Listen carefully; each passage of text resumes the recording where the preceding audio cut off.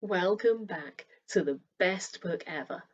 Today we will finish reading Ruth's story, witnessing the agreements for her redemption and the consequences. Will Boaz keep his promise? Let's find out. Ruth chapter 4, the NIV translation. Meanwhile, Boaz went up to the town gate and sat down there just as the guardian redeemer he had mentioned came along.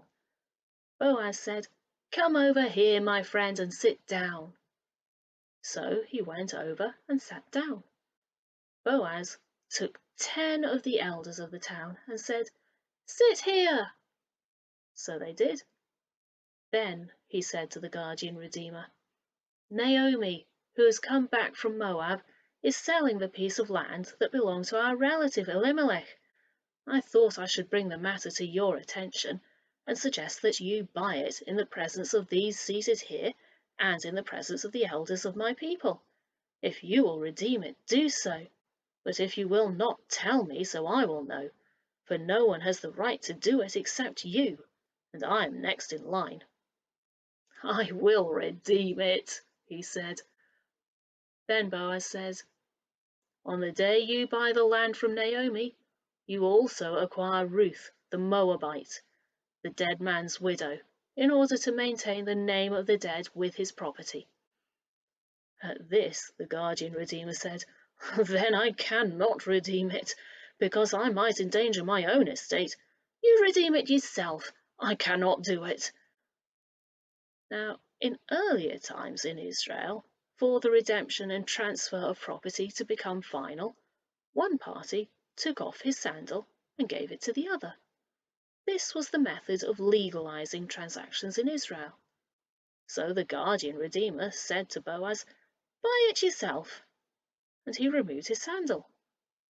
Then Boaz announced to the elders and all the people, "Today you are witnesses that I have bought from Naomi all the property of Elimelech, Chilion, and Mahlon, and I have also acquired Ruth the Moabite, Mahlon's widow, as my wife, in order to maintain the name of the dead with his property, so that his name will not disappear from among his family or from his hometown. Today you are witnesses." Then the elders and all the people at the gate said, "We are witnesses. May the Lord make the woman who is coming into your home like Rachel and Leah, who together built up the family of Israel. May you have standing in Ephrathah and be famous in Bethlehem.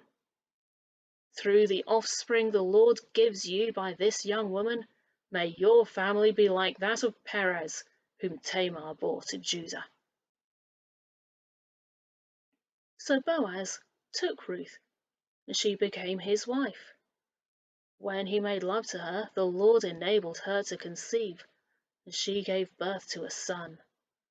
The women said to Naomi, "Oh, praise be to the Lord, who this day has not left you without a guardian redeemer. May he become famous throughout Israel. He will renew your life and sustain you in your old age. For your daughter-in-law, who loves you and who is better to you than 7 sons, has given him birth." Then Naomi took the child in her arms and cared for him. The women living there said, "Naomi has a son," and they named him Obed. He was the father of Jesse, the father of David. This, then, is the family line of Perez. Perez was the father of Hezron, Hezron the father of Ram, Ram the father of Amminadab, Amminadab the father of Nahshon, Nahshon the father of Salmon, Salmon the father of Boaz, Boaz the father of Obed, Obed the father of Jesse, and Jesse the father of David.